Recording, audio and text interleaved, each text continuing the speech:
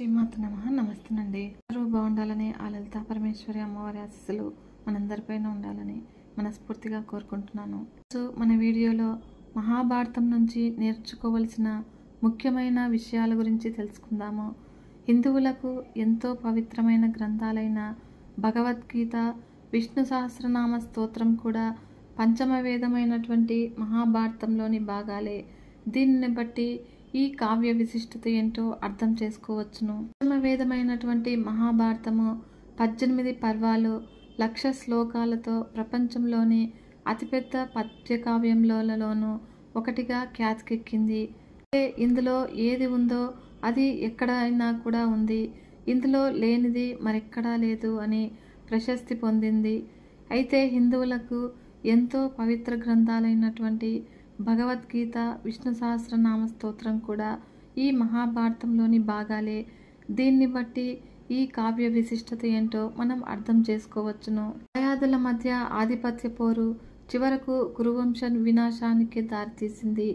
అయితే ద్వాపరయుగం నాటి మహాభారతంలో సంఘటనలు, సన్నివేశాలు నేటి కాలానికి అనేక పాఠాలుగా ఉపయోగపడుతుంది. అయితే భారతం నుంచి ముఖ్యంగా 12 విషయాలను గ్రహించాలి. జీవితంలో గెలవడానికి జాలి, దయ, మంచితనం మాత్రమే ఉంటే చాలదని, పరిస్థితులు సమయాన్ని బట్టి నడుచుకోవాలి అనేది కర్ణుడు పాత్ర తెలియజేస్తుంది. మంచితనానికి, దాన ధర్మాలకి కర్ణుడు మారుపేరుగా నిలిచినా కూడా సమయాన్ని బట్టి నడుచుకోకుండా అధర్మం వైపు నిలబడి ప్రాణాలు పోగొట్టుకున్నాడు. అంతేకాకుండా చెడు స్నేహము ఊహలకి అందని జీవితం నాశనం చేస్తుందని శకుని ద్వారా వివరించాడు. కౌరవులతో స్నేహం నటిస్తూనే వారికి కలలో కూడా ఊహించని పరాజయాన్ని మిగిల్చాడు. అలా కౌరవుల నాశనానికి పరోక్షంగా బీజాలు వేసింది కూడా శకునే. అలాంటి వారు నిజ జీవితంలో మనకు ఎదురవుతూ ఉంటారు. అలాంటి వారి ఇచ్చే సలహాల విషయంలో అప్రమత్తంగా ఉండాలి. భేదాలు చూడని నిజమైన స్నేహము జీవితంలో ఉన్నత స్థానానికి తీసుకువెళ్తుంది అనడానికి శ్రీకృష్ణుడు, కర్ణుడు పాత్రలే ఉదాహరణలు. కురుక్షేత్రంలో పాండవుల పక్షాన శ్రీకృష్ణుడు, కౌరవుల పక్షాన కర్ణుడు నిలిచి ఏ స్థాయిలో ఉపయోగపడ్డారో తెలిసిందే. కర్ణుడు లేని రారాజు బలము కౌరవసేనకు ధైర్యం ఊహించలేనిది. కుల, మత, పేద, ధనిక భేదాలను చూడకుండా మంచివారితో స్నేహం చేసేవారు ఖచ్చితంగా జీవితంలో విజయాన్ని సాధిస్తారు. అధికం అనేది అత్యంత ప్రమాదకరమైనది అని కౌరవ సంతానం ద్వారా వ్యాసుడు వివరించారు.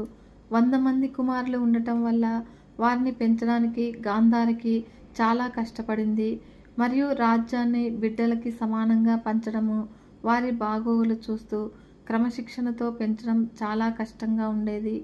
అలాగే దుర్యోధనుడి కోపము, అధికమైన రాజ్యకాంక్ష కారణంగా కౌరవులు నాశనం అయ్యారు.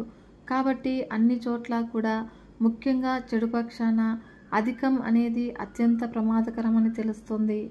ఎవరి పనులు వారే చూసుకోవడము వల్ల అత్యంత క్లిష్ట సమయంలో ఉపయోగపడతాయని పాండవులే ఉదాహరణ. అరణ్యవాసము, అజ్ఞాతవాసం సమయంలో పాండవులకు గతంలో నేర్చుకున్నటువంటి ఇంటి వంట పనులు ఉపయోగపడ్డాయి. అలాగే మనిషికి కూడా అవసరాల కోసం కొన్ని పనులు నేర్చుకోవాలి. సంబంధించిన దానికోసం ఎంత కష్టమైనా కూడా పోరాడాలని పాండవుల దృఢవైఖరి తెలియజేస్తుంది. మరియు కౌరవులతో పోల్చుకుంటే పాండవుల సైన్యం చాలా తక్కువ. అయినా కానీ పాండవులు ఆత్మవిశ్వాసము, చిత్తశుద్ధితో పోరాటం చేసి విజేతలుగా నిలిచారు. పిల్లల పట్ల అతి ప్రేమ నష్టాన్ని కలిగిస్తుంది అనడానికి ధృతరాష్ట్రుడే ఉదాహరణ. ఒకవైపు బిడ్డల మీద ప్రేమ, ఇంకొక వైపు తను నమ్ముకున్న సిద్ధాంతాల మధ్య ధృతరాష్ట్రుడు నలిగిపోయాడు. అలా కొడుకుల వినాశనం తెలిసిన వారు చేస్తున్న దురాగతాలను ఆపలేకపోయాడు. ఒకవేళ ధృతరాష్ట్రుడు తన బిడ్డల మీద అంత ప్రేమను పెంచుకోక క్రమశిక్షణలో పెట్టి ఉంటే విషయం అంతవరకు వెళ్ళేది కాదేమో. ఎవరి మీద అయినా కూడా అతి ప్రేమ, అతి నమ్మకము నాశనానికి, మోసానికి దారితీస్తాయి. విద్యను జీవితాంతం నేర్చుకోవడమే ఉత్తమ బహుమతి అనడానికి అర్జునుడే ఉదాహరణ. జీవితం ఆశాంతం కూడా విద్యలు నేర్చుకుంటూనే ఉన్నాడు. ద్రోణాచార్య నుంచి అస్త్ర విద్యలు, ఇంద్రుడి నుంచి దైవ సంబంధ ఆయుధాల ప్రయోగము, మరియు మహాదేవుడి నుంచి పాశుపతాస్త్రము, యుధిష్ఠిరుడు కృష్ణుడు నుంచి రాజనీతులను ప్రతి దశలోనూ అభ్యసించడమే అర్జునుడికి ఒక ప్రత్యేక స్థానం దక్కింది. నిత్యము నేర్చుకోవడం వలన ఖచ్చితంగా విజయం వరిస్తుంది. కొన్నిసార్లు శత్రువులు కూడా మిత్రుల రూపంలో ఎదురవుతారు అనేది ఈ పాత్రలే నిదర్శనము. విదుర, ద్రోణ, భీష్ములు కౌరవుల పక్షాన ఉన్నా కూడా వారిలో అనేక మంది పాండవులకు సహాయపడ్డారు. రహస్యంగా పాండవులకి ఎంత సహాయం చేశారో. ఇక విదురుడు కౌరవుల ప్రతి అడుగు కూడా పాండవులకు మోసుకొచ్చిన వాడే. మహిళలను ఆపదల నుంచి కాపాడాలని, అలా కాకపోతే అనర్థాలకు దారితీస్తుంది అనేది ద్రౌపది వస్త్రాపహరణమే ఉదాహరణ. అత్యంత బలవంతులు, శూరులు అయి ఉండి కూడా నిండు సభలో ద్రౌపదికి జరిగిన అవమానాన్ని అడ్డుకోలేకపోయారు. మిడిమిడి జ్ఞానం పనికిరాదు అని అంటారు. ఇది అత్యంత ప్రమాదకరము. పద్మవ్యూహంలోనికి వెళ్ళడమే కానీ పడడం తెలియక తనకున్న అర్ధజ్ఞానంతో అభిమన్యుడు లాంటి మహావీరుడే నేల కొరికాడు. కనుక ఏ పనిని అయినా కూడా పూర్తిగా తెలుసుకున్న తర్వాతే మొదలుపెట్టాలి. అలా కాకపోతే ఆ పనిని మధ్యలోనే వదిలేయాల్సి వస్తున్న పరిస్థితి వస్తుంది. స్త్రీని అవమానించరాదు అనే సత్యము భారతంలోని ప్రధాన అంశము. కేవలం తనకు జరిగిన అవమానం వల్ల ద్రౌపది కౌరవులపై పెంచుకున్న కోపము చివరికి వారిని, సామ్రాజ్యాన్ని నామరూపాలు లేకుండా చేసింది. కనుక స్త్రీలు దేవతలతో సమానము. వాళ్లను అవమానించడం చాలా ఘోర తప్పిదము. మహాభారతంలో విదురుడు ధర్మశాస్త్రంలోనూ రాజనీతిలోనూ బాగా ఆరితేరినవాడు. కోపతాపాలు, ఈర్ష్యాసూయలు లేని మహాత్ముడు మరియు పెద్దలందరి చేత మంచివాడు అనిపించుకున్నాడు. ధృతరాష్ట్ర మహారాజుకు మహామంత్రిగా పనిచేశాడు. విదురుడికి సాటి వచ్చే విజ్ఞానవంతుడు, ధర్మనిష్ఠుడు ముల్లోకాలను కూడా ఎవరూ లేరు. అయితే పాండవులతో జూదం ఆడటానికి దుర్యోధనుడు తన తండ్రి అనుమతి కోరినప్పుడు విదురుడు ధృతరాష్ట్రుని చేతులు పట్టుకుని, మహారాజా, మీరు ఈ జూదానికి ఒప్పుకోవద్దు. ఈ జూదం వల్ల అన్నదమ్ముల మధ్య విరోధం వస్తుంది మరియు కౌరవ రాజ్యానికే దీనివల్ల ముప్పు కలుగుతుంది అని ఎన్నో విధాలుగా చెప్పాడు. ధృతరాష్ట్రుడికి విదురుడి మీద అపారమైన నమ్మకము. అందుచేత అతను చెప్పిన మాటలు విని కొడుకుతో, అబ్బాయి, ఈ జూదం మనకు వద్దు, పాచికలతో పరాచికాలు కాదని చెబుతూ ఉన్నాడు. అతడు ఏది చెప్పినా కూడా మన మేలు కోరి చెబుతాడు. అతడు చెప్పిన ప్రకారం చేస్తే మనకు శుభం కలుగుతుంది. బుద్ధిలో బృహస్పతి లాంటివాడు.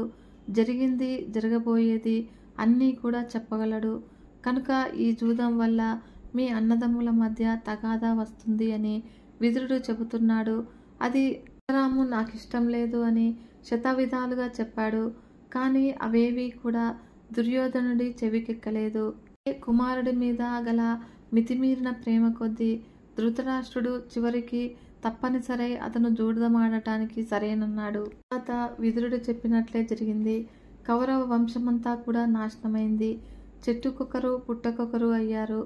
ఇంతకీ విదురుడు ఎవరు అంటే, దూరంగా ఒక వనంలో ఆశ్రమం కట్టుకుని మాండవ్య మహాముని జీవిస్తూ ఉండేవాడు. ఒక రోజున ఆయన తన ఆశ్రమం వెలుపల తపస్సు చేసుకుంటూ ఉండగా కొందరు దొంగలు అటువైపుగా వచ్చారు. వారిని కొందరు రాజభటులు తరుముకొచ్చుస్తూ ఉన్నారు. అలా వారిని తప్పించుకునేందుకు దొంగలు మాండవ్యముని ఆశ్రమంలోనికి చొరబడ్డారు. దోచుకు వచ్చిన సొమ్ములన్నీ కూడా ఓ మూల పడేసి మరో మూల వాళ్ళు దాక్కున్నారు.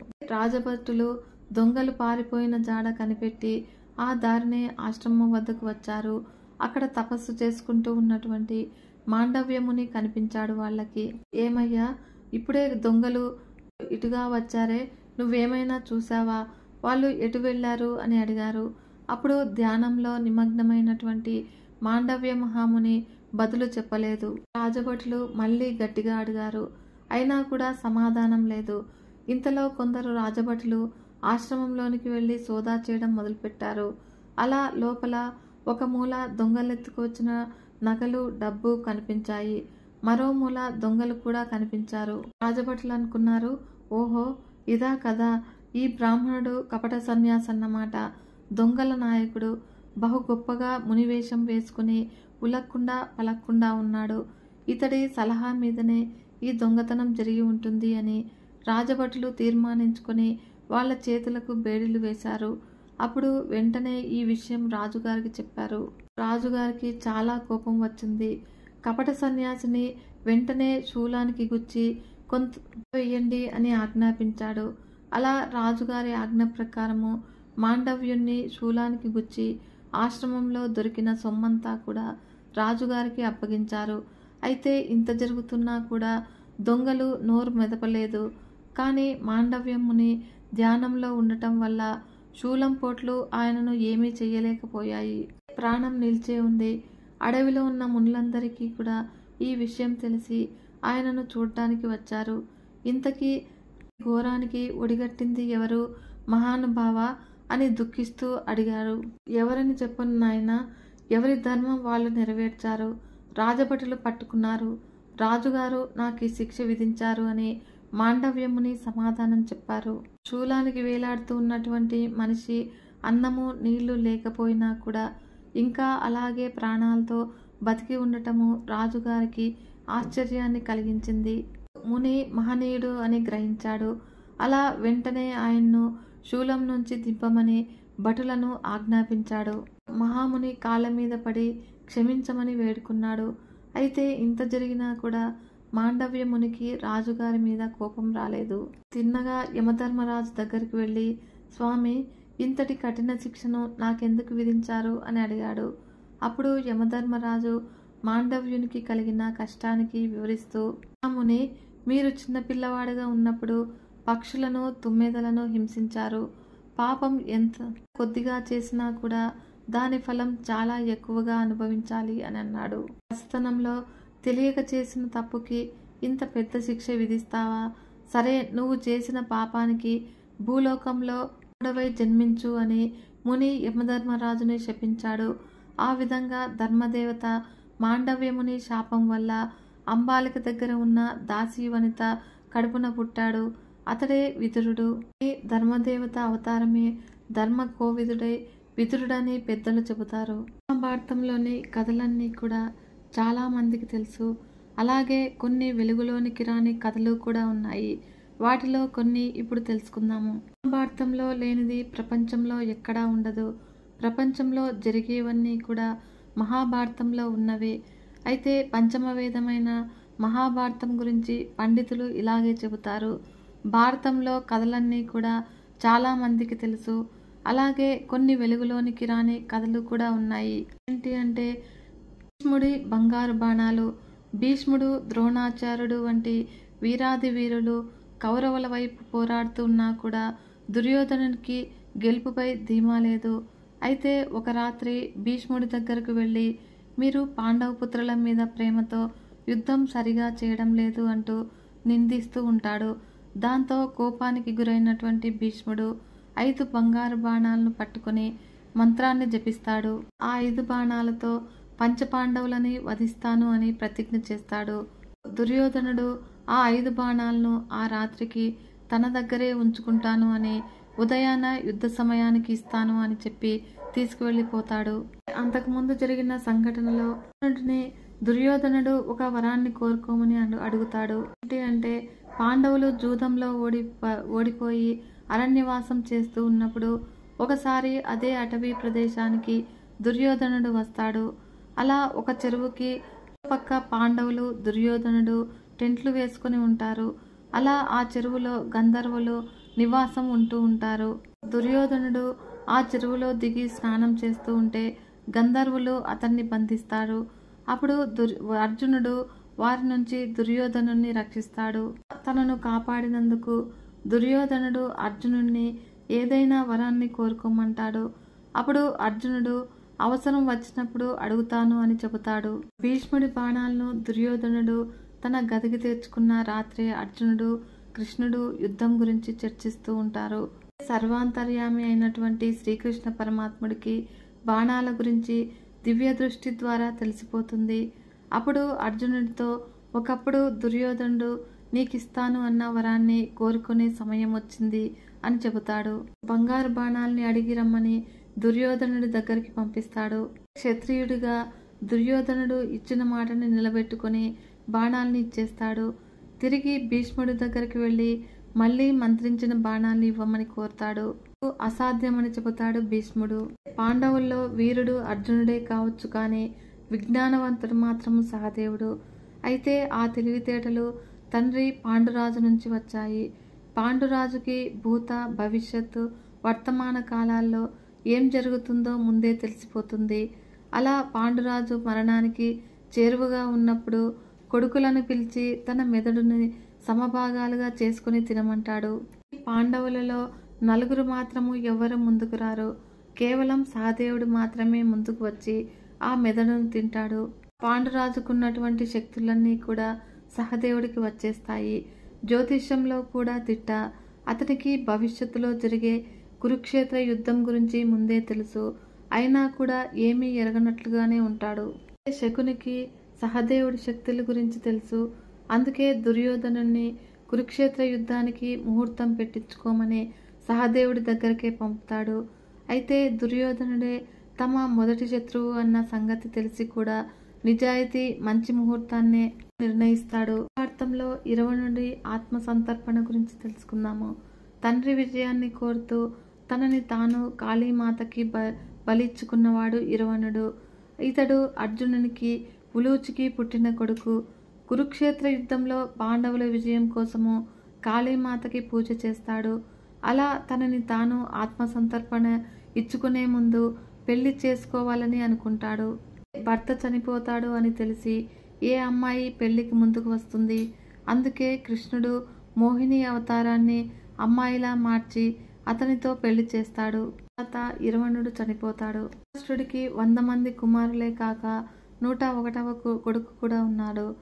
ధృతరాష్ట్రుడికి 100 మంది కొడుకులు, ఒక కుమార్తె అని మనకందరికీ కూడా తెలుసు. కానీ అతనికి 101వ మంది కుమారులు. 100 మంది గాంధారికి పుడితే ఒక కొడుకు మాత్రము ఒక దాసీకి జన్మిస్తాడు. గాంధారి గర్భవతి అని తెలిసాక ధృతరాష్ట్రుడికి సేవలు చేసేందుకు సవ్వలి అనే దాసీని నియమిస్తారు. అలా అందమైన ఆ దాసీని చూసి మోహిస్తాడు ఆ రాజు. వారిద్దరికీ పుట్టినవాడే యుయుత్సు. మహాభారత యుద్ధంలో వేల ఏళ్ల క్రితం జరిగిన కురుక్షేత్ర సమరంలో అందరూ రాజులు పాండవుల వైపో లేదా కౌరవుల వైపో పోరాడారు. కానీ ఉడిపి రాజు మాత్రము ఎటూ మద్దతు తెలుపకుండా తటస్థంగా ఉండిపోయాడు. అతడు శ్రీకృష్ణునితో యుద్ధంలో పాల్గొన్న వారికి రోజూ కూడా ఆహార పానీయాలు అవసరము. అలా వాటన్నింటినీ కూడా నేను అమరుస్తాను అని చెబుతాడు. అలా 18 రోజుల పాటు ఇరువైపుల సైనికుల భోజనాలను తానే ఏర్పాటు చేశాడు. అంతేకాదు ఎప్పుడూ కూడా ఒక్క మెతుకు కూడా వృధా అవ్వకుండా చూసుకునేవాడు. అయితే అదెలా సాధ్యమైందో ఎవరికీ అర్థమయ్యేది కాదు. రోజు 100 మంది సైనికులు చనిపోతూ ఉండేవారు. ఆ లెక్క సరిగ్గా ఎవరికీ తెలియదు. అలాంటిది ఉడిపిరాజు మాత్రము ఎంతమంది సైనికులు బతికి ఉన్నారో వారికి సరిపోయేటట్లుగానే ఆహారం వండించేవాడు. విన్నారు కదా ఫ్రెండ్స్, ఈ వీడియో మీకు నచ్చినట్లయితే ఒక చిన్న లైక్ చేసి మన ఛానల్ని ఇంతవరకు సబ్స్క్రైబ్ చేసుకోకుంటే సబ్స్క్రైబ్ చేసుకొని సపోర్ట్ ఇవ్వండి ఫ్రెండ్స్. మరొక మంచి వీడియోతో మీ ముందుకు వస్తాను. అంతవరకు సెలవు. నమస్కారం.